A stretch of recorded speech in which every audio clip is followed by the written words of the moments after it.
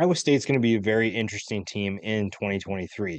You look at this 4-8 season from last year, and you wonder if this team is heading in the wrong direction. But honestly, this is just where Matt Campbell does his best work. When their team is an underrated team, they're flying under the radar.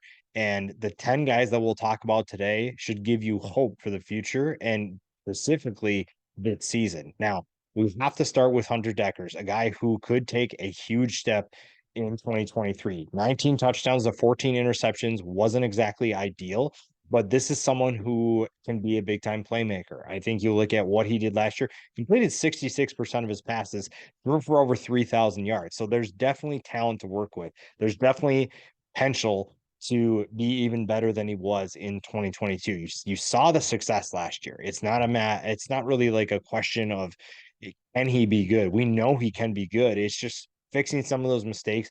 And really, it was his first full year of experience. So you're looking at someone who's still learning on the job, someone who's still trying to figure out what does it take to be a Big 12 quarterback? What does it take to be a playmaker, a difference maker for this offense? And I think that Iowa State last year, we knew that they had some questions, but it felt like there was a lot of questions that came through. And now with Will McDonald and Xavier Hutchinson gone, there's probably more questions, but I still like this roster and where they are headed. Now, another player that's going to have a big year, in my opinion, is Jerry Brock. You look at what he did last year, 445 yards and 3 touchdowns, not anything crazy, but I think if this offense opens up, that makes his production go up as well. He is a playmaker. When you saw him play for a couple of years now, and he's been able to show his explosiveness at times.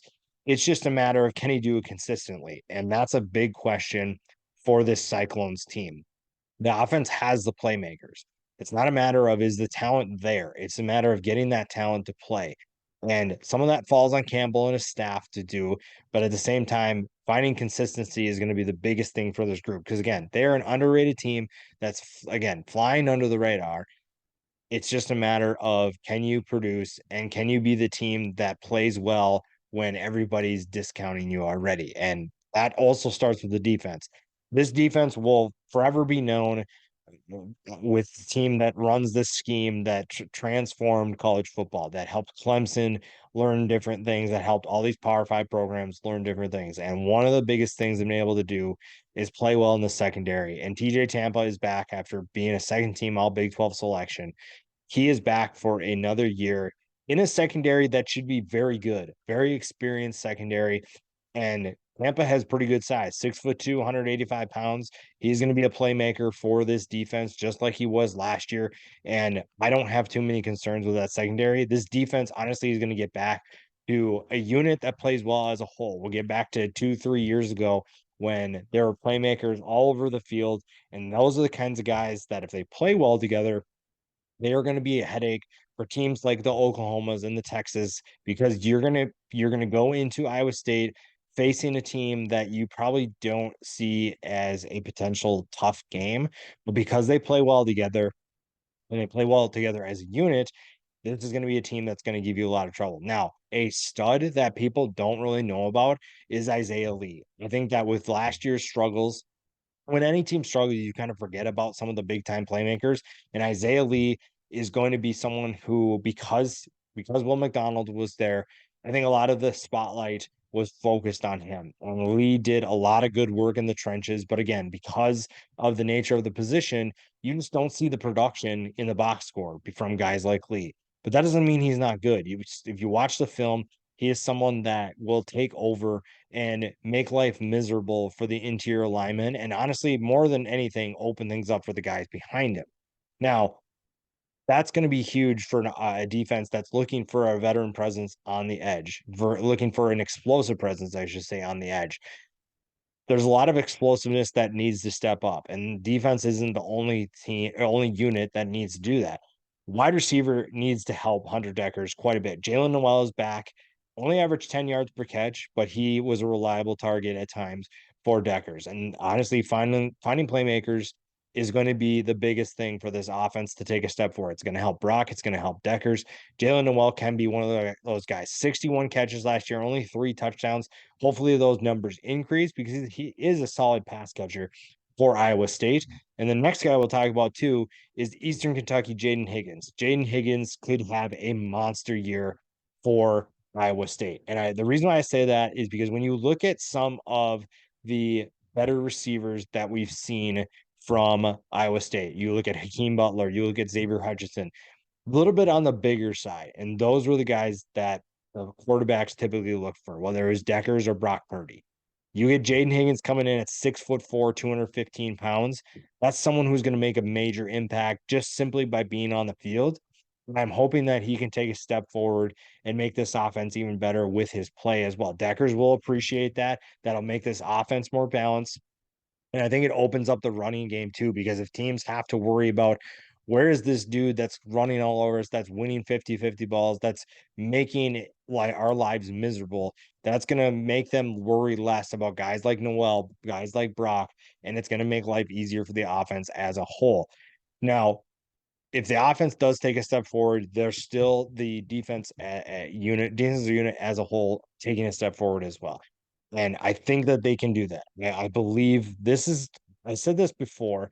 Iowa State is one of those teams that it's almost better when nobody knows who they are because they play so well as an underdog. Gary Vaughn's another one of those guys. 71 tackles, 4.5 tackles for loss last year. Maybe not the craziest production that you see from a player, but he is one of those players that you need to know who he is because again, I think that the casual college football fan probably has never heard of most of these guys on this list. And that's okay. I think that Iowa State would rather be in that situation. They would rather be in a position where no one knows who they are. They play well as a unit and they stun some people. And they're going to get back to a bowl game if they continue playing like that. If they get back to the way things were, I think that you're looking at a much better Cyclones team in 2023. Another guy that's going to add to that is Beau Freyler. A secondary, like I said before, is going to be solid. They've returned quite a bit of talent, and Freyler is one of those guys. Honorable mention all Big 12 selection last year. He'll be at safety and making life pretty easy for the corners. We talked about TJ Tampa before. Another guy that'll be on there is Myles Purchase, a veteran player who's doing it for the Cyclones for a while, and another honorable mention all Big 12 selection. So even though Iowa State had its struggles last year, they were still producing honorable mention and all Big 12 selections. They were still playing pretty solid, and that's why I'm excited about the defense. That's why I'm excited about where they can go. And the final guy we'll talk about too, defensive freshman of the year, Jeremiah Cooper at safety, a guy who's probably going to have an impact for the Cyclones defense for quite some time. And I think I'm really excited to see what he can do in his second year. Maybe want to see him add a little bit of weight to his frame, but that's what's going to happen when you bring in freshmen that start right away that maybe don't have the ideal size that you want, but you can work on that. He's going to work on that in the offseason, and that's going to make Iowa State even better. This is a Cyclones team that I'm very excited to see. I think that they could be tremendously better in 2023, and there are a lot of reasons for that we talked about today. It's just a matter of a few things. Honestly, playing together, playing like a unit instead of worrying about maybe one or two playmakers like McDonald or like Hutchinson to make those plays.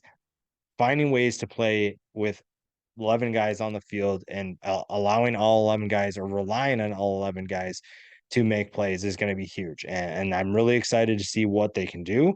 It's just a matter of putting it all together and then finding a way to surprise a few people to get back into bowl contention.